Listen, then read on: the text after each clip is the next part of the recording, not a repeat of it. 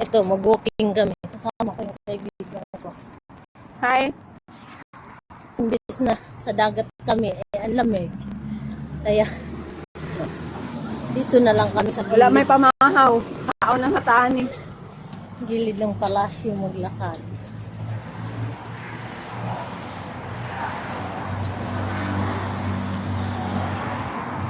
Daanan kasi ng bike to.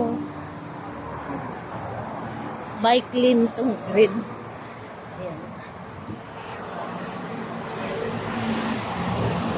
Ayan. Kaysa naman nakahiga lagi. Although hindi ako nakatulog mais kagabi kasi nga ewan ko parang may nakaalala sa akin o pinag-uusapan ako. Dahil nga yung pamangkin ko higit isang linggo na nasa hospital, naka-oxygen pa rin. Hindi pa tinanggal yung oxygen niya. Nakausap ko minsan yung tumawag ako ng video call. Sumasagot naman. Yung kapatid nga niya nagtatrabaho sa Manila, Laguna, pinauwi niya eh. Nandoon ngayon, kararating. Ang hirap pagka ganun, kahit na sabi. Oo, babae, nauna pang natuon. Naawa ko, lalaking na.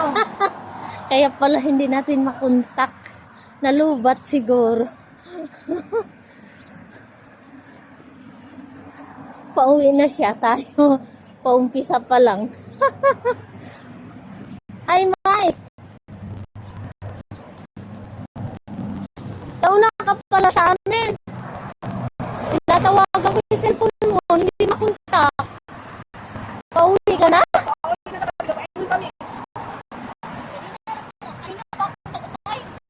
Oo. Kasi Sabi kasi 8, di ba?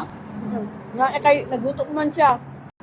Oo. Saka late na ako nagising kasi hindi ako nakatulog maayos. Asa na ba sila eh? Hindi ko maano kasi yung phone ko